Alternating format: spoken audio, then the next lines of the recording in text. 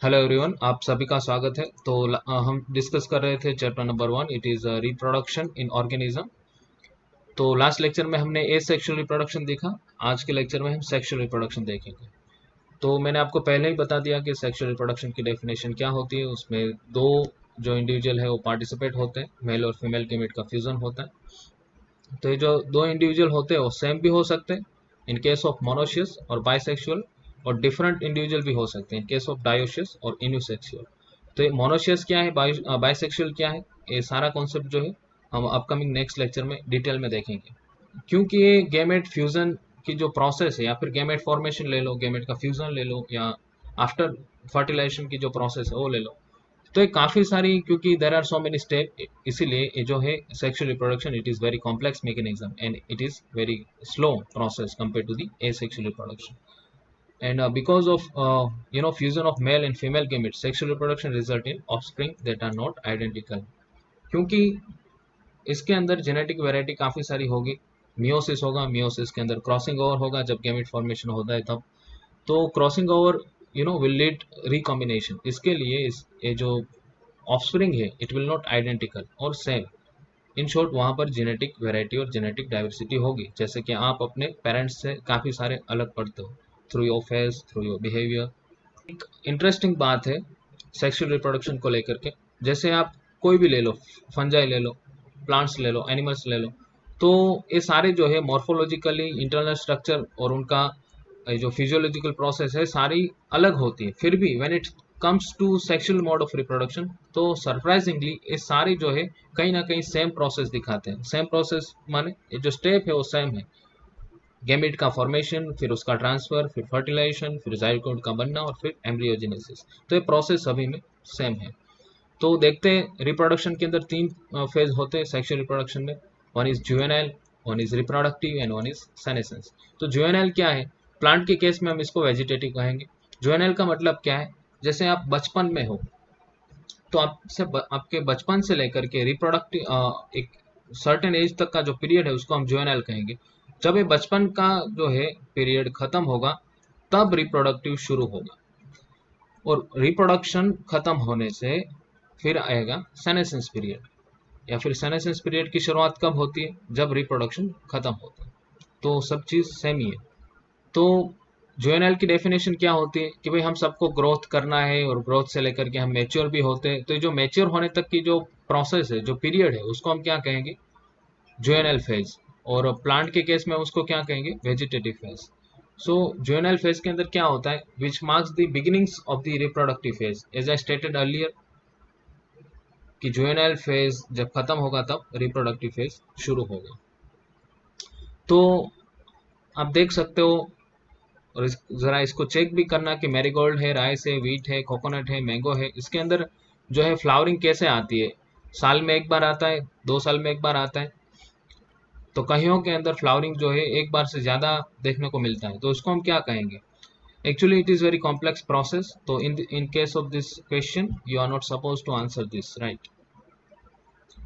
So observe a few trees in your area. आप देखो surrounding भी काफ़ी सारे आपको वेरिएबल कैरेक्टर देखने को मिलेंगे, खास करके फ्लावरिंग को लेकर। कईयों में साल में एक बार आता होगा, कईयों में कई साल में एक बार आता होगा। तो सम आर सीजनल, जैसे मैंगो है, एप्पल है, जैक फ्रूट है। कुछ पर्टिकुलर सीजन में ही उसमें फ्रूट आते हैं, फ्लावर आते हैं, क्योंकि फ्लावर आएंगे तभी तो फ्रूट आएंगे। तो ये सीजनल क्यों है? क्योंकि एनवायरनमेंट के कई सारे फैक्टर उसके ऊपर अफेक्ट करते हैं। तो क्योंकि ये एक पर्टिकुलर सीजन में ही ये फ्लावर देते हैं, इसलिए हम इसको क्या कहते हैं? सीजनल। है ना? एक दूसरा क्वेश्चन इसके बेसिस के ऊपर पूछा गया, are there some plants that flower throughout the year and some other that show seasonal flowering? हाँ, क्योंकि कई जो प्लांट्स है वो पूरे साल में कई बार फ्लावर देते हैं, या फिर एक बार फ्लावर देते हैं। तो जैसे जो प्लांट अपनी लाइफ साइकिल एक साल के अंदर खत्म करता है उसको हम एनुअल कहते हैं, और जो प्लांट अपनी लाइफ साइकिल 2 साल में खत्म करता है उसको हम बाइनियल कहते हैं। Bi means two, annual means annual, साल।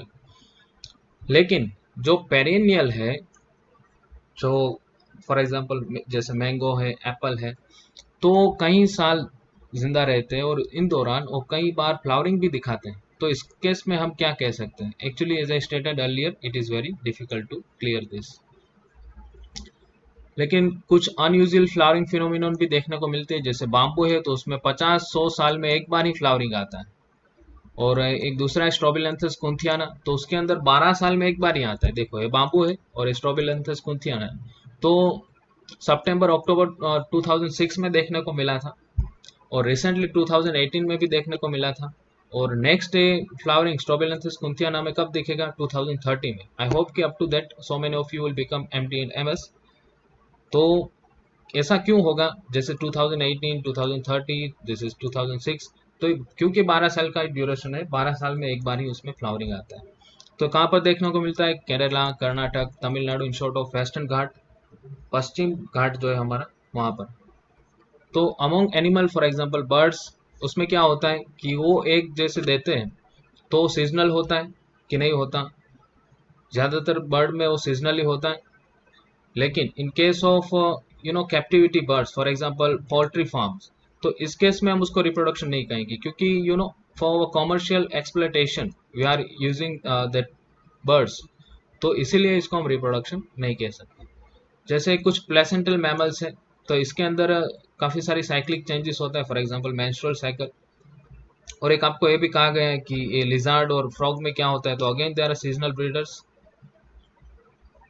और नॉन प्राइमेट के अंदर क्या होता है कि like cows, sheep, rats, deers, dog, tiger, ये सारे नॉन प्राइमेट्स। अभी प्राइमेट और नॉन प्राइमेट क्या है, मैंने आपको आगे भी बताया कि we are a prime animal, we have ability to think, और क्योंकि इसीलिए हमें प्राइम एनिमल कहा गया है, वी आर प्राइमेट्स। तो नॉन प्राइमेट्स के अंदर कुछ जो साइकिल होती है, रिप्रोडक्टिव साइकिल होती है, वो महीने में देखने को नहीं मिलती, इसीलिए उसको ईस्टर साइकिल कहते हैं। वो ऐसा नहीं हमारे जैसा कि हर महीने में एक बार मेंस्ट्रुअल साइकिल दिखती है, नहीं, तो वो साल में कई बार ही दिखती है होती है, इसीलिए उसको एस्ट्री साइकिल कहते हैं।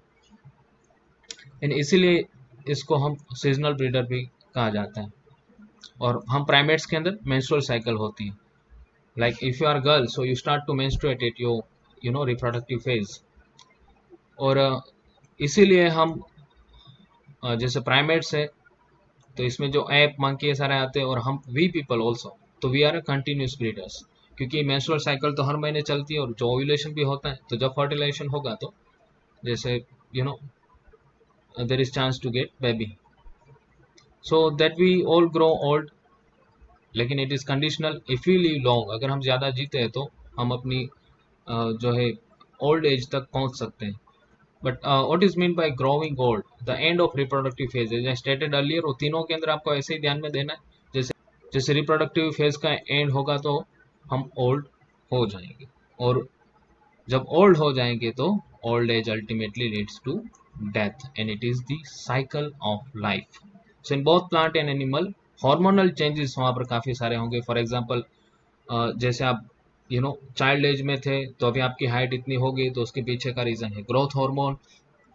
और आगे जाकर के जैसे रिप्रोडक्टिव फेज आता है, तो रिप्रोडक्टिव फेज में फॉलिकल स्टिमुलेटिंग हार्मोन सीक्रेट होता है, तो टेस्टिस के अंदर it will help to formation of sperm cell, and ovary के अंदर it will help to form egg cell. So it is hormonal changes in our life span. So interaction between hormone and certain environmental factor regulate the reproductive process and the associated behavioral expression. क्योंकि and it is very common, right? As I stated, so many example like growth hormone or that follicle stimulating hormone. So these are the hormone are participating in our life cycle. So in next lecture हम event in sexual reproduction देखेंगे। इसके अंदर pre fertilization, fertilization, post fertilization, इसको रट्टा नहीं मानना, क्योंकि fertilisation के पहले प्री फर्टिलाइजेशन ही होता है। और प्री फर्टिलाइजेशन के अंदर क्या होगा, अगर फर्टिलाइजेशन करवाना है तो पहले आपको गैमेट बनाने पड़ेंगे, तो इट इज गैमेटोजेनेसिस। फिर बनाए हुए गैमेट को आपको ट्रांसफर करना होगा, and this is most complex thing in sexual reproduction. क्यों, हम देखेंगे नेक्स्ट लेक्चर में। और जब बन गए दोनों तो उसको फ्यूज कर दो, तो it is zygote formation, means post fertilization process. तो जो फ्यूज हो रहे हैं उस घटना को हम क्या कहेंगे, फर्टिलाइजेशन। तो जाइगोट बनने के बाद फिर there will be embryogenesis. So it is not matter of rote reading, right? रट्टा नहीं मारना है। चलिए अभी नेक्स्ट लेक्चर में हम इसके बारे में डिटेल में देखेंगे। दरअसल ये जो लेक्चर की सीरीज़ है दोनों लैंग्वेज में है, इंग्लिश और हिंदी। तो काइंडली चेक प्लेलिस्ट के अंदर आप देख सकते हो, और इस हिसाब से अगर आपको इंग्लिश में अगर कंटिन्यूसली समझना है तो it is available also. So thank you very much for watching this video. Kindly subscribe this channel and share with your friends. Thank you.